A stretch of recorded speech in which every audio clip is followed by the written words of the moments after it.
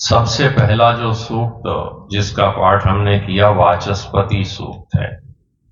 और वाचस्पति का अभिप्राय है वाणी का अधिपति, वाक का अधिपति।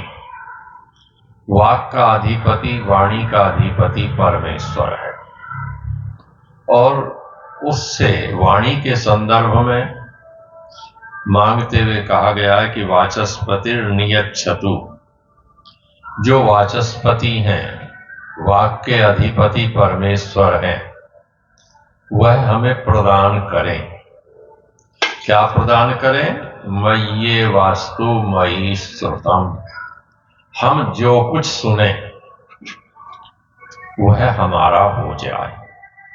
अब हमने जो कुछ भी सुना वह हमारा किस प्रकार से हो सकता है?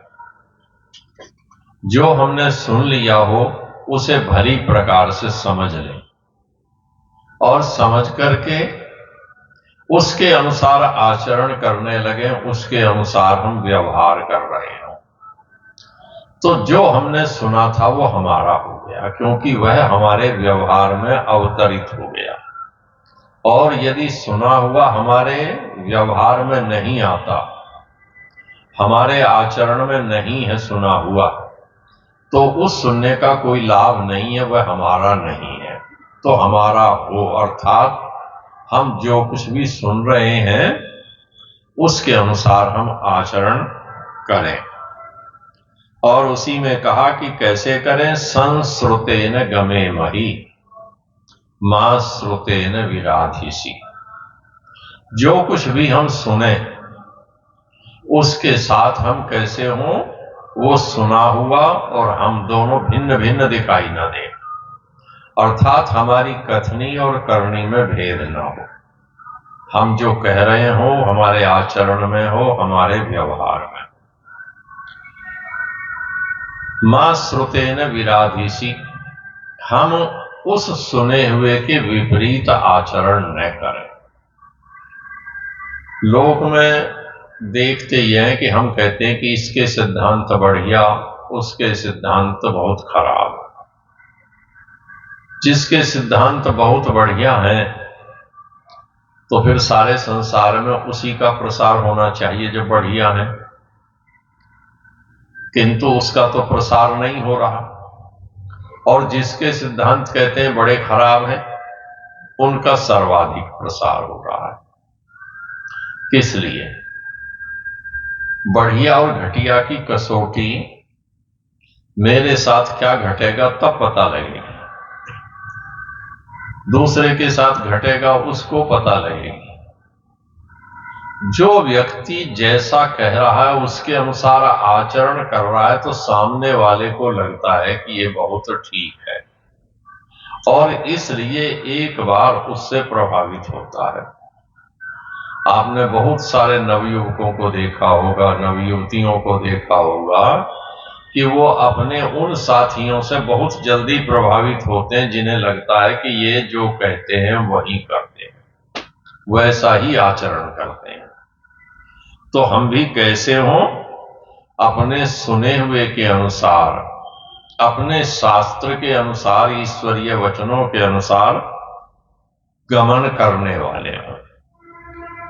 और मां श्रुतेन विराधिसी, उसके विपरीत आचरण करने वाले न हो।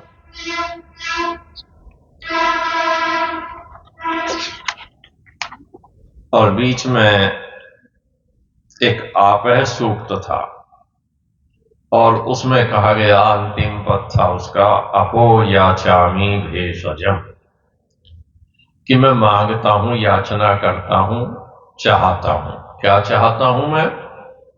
कि जो अपह है जल, वो हमारे लिए भेषज हो जाए। 5वें सूक्त का 4था मंत्र, अंतिम पद है कि जल हमारे लिए भेषज हो। अब देखिए जल कितने पृथ्वी पर, जल ही जल है।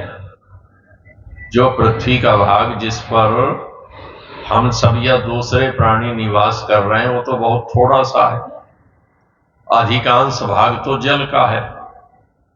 और हमारे शरीर में भी लगभग 2/3 भाग जलीय अंश है। 67% से कम जल हो जाए शरीर में तो कहते हैं कि जल की कमी हो गई, तो उसके लिए फिर ग्लूकोज चढ़ाओ, कुछ ना कुछ देना पड़ता है, तो जल की पूर्ति बनी रहे। किंतु जल कैसे हो? जल तो बहुत है संसार में भी, शरीर में भी, वृक्ष वनस्पति सब जगह जल ही जल है। किंतु कैसा है जल? वो जल हमारे लिए भेषज हो, औषध हो। और औषध कौन सा जल हो सकता है? पृथ्वी पर जितना भी जल है उसमें से 1-1.5% के लगभग जल भेषज है, जो पीने के योग्य है, जो पीने के बाद हमें कोई विकार पैदा ना करे हमारे शरीर में जा करके, वो है जल। तो कुल कितने हैं? जितने सागरों में भरे दिखाई दे रहे हैं उतने नहीं, जो जमीन के अंदर है वो नहीं है, जो ऊपर है उतना नहीं, उसमें भी 1-1.5%, 2% मुश्किल से जल ऐसा है जो हमारे पीने के उपयोग के लिए है। तो उसकी बात हो रही है, कैसा रहे? वो भेषज हो। और भेषज कब तक रहेगा? औषध कब तक रहेगा? जब तक हम उसका संरक्षण करेंगे, उसे प्रदूषित होने से बचाकर रखेंगे। पृथ्वी में जो हमारे लिए जल है उसे हम प्रदूषित करते हैं, अपशिष्ट पदार्थों को पृथ्वी में उतार करके सारा नालियों का, सीवर का सारा पानी हम बिना ट्रीटमेंट किए पृथ्वी में छोड़ते चले जाते हैं। और उसका परिणाम है कि जो पृथ्वी के अंदर से मिलने वाला हमारे लिए जल था वो भेषज नहीं रहता, वो रोग उत्पन्न करने का हेतु बनता है। और रोग उत्पन्न करने का हेतु पार्थिव जल कैसे बन जाता है? इंदौर की घटना आप लोगों ने पढ़ी हो।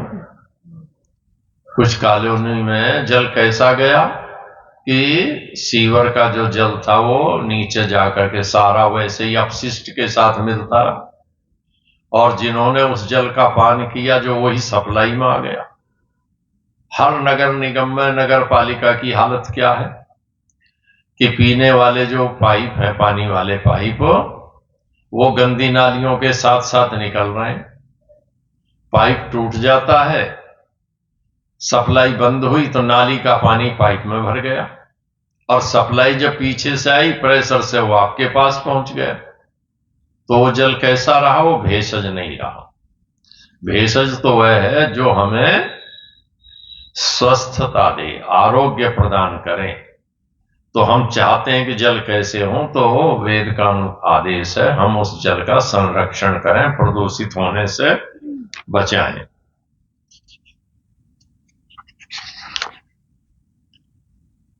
और अंतिम मंत्र था इस प्रपाठक का, यदि नो गामहंसी यद्यस्वं यदि पुरुषम तम त्वा शीसेन विद्यामः यथा नो सौ अवीरः। बड़ा सरल सार्थ करते हैं कि यदि कोई हमारे गौ आदि को मार रहा है तो हम उसे गोली से मार दें, सीधा सार्थ करते हैं। किंतु इतना सरल अर्थ नहीं है सीधा, बड़ा महत्वपूर्ण मंत्र है कि यदि नो गामहंसी, यदि कोई हमारे उपकारक, केवल एक पशु की बात नहीं हो रही है, एक 4 पांव वाले प्राणी की बात नहीं है। गाय की तो आपने रक्षा कर ली, 4 पांव वाले प्राणी को तो बचाते रहे, किंतु इस संसार में जितने उपकार करने वाले हैं उन सबको नष्ट कर दिया। क्यों? वेद ने तो केवल गाम पद कहा है, गाय की बात कही है। तो केवल यहां गाम का अर्थ, गाय तो केवल प्रतीक है, सिंबल है उपकार का। जिस प्रकार से गाय अपने सभी अंगों से, अपने सभी उत्पादों से हमारा भला करती है। अब आयुर्वेद की दृष्टि से तो औषध बनती है पंचगव्य की, उसका मूत्र भी उपयोग में आता है, और किसी का मूत्र तो उपयोग में नहीं आता। जो बछिया होती है, छोटी बछिया भी, साल 1.5 साल तक की, 6 महीने साल की है, उसका मूत्र तो लीवर के लिए सबसे बढ़िया औषधि है। बड़ी गाय का नहीं है, वो बच्चे का है, ध्यान रखिएगा। वो बड़ी गाय का नहीं है, वो बच्चे के में जितना औषधीय गुण है उतना आगे चल करके नहीं रहता।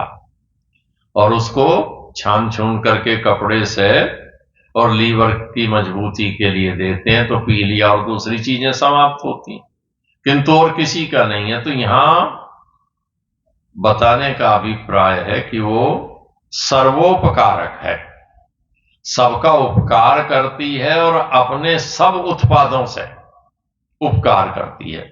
दूध दे रही है तब भी उपकार करती है। अब पंचगव्य बनेगा तो पंचगव्य में तो गोबर का रस भी होता है, पर ये ध्यान रखने की बात है, ऐसा नहीं कि ये जो पॉलीथीन खाती हुई गाय है जिसके गोबर के रस से बनता हो। जो गाय खूंटे पर बंधी हुई है या घास खा रही हैं और जो पूरी तरह से स्वस्थ है, उसका गोबर जो चिकना होता है, साफ सुथरा सा, बिखरा हुआ नहीं होता, उसका रस निकालते हैं और उसको पंचगव्य में लेते हैं। और इस घूमने वाली का ले लोगे तो फिर नहीं कुछ होना। पेट जो पत्थर जैसा हो रहा है उसका उपचार भी पंचगव्य है, तो उसमें उपकारी वो गौ है।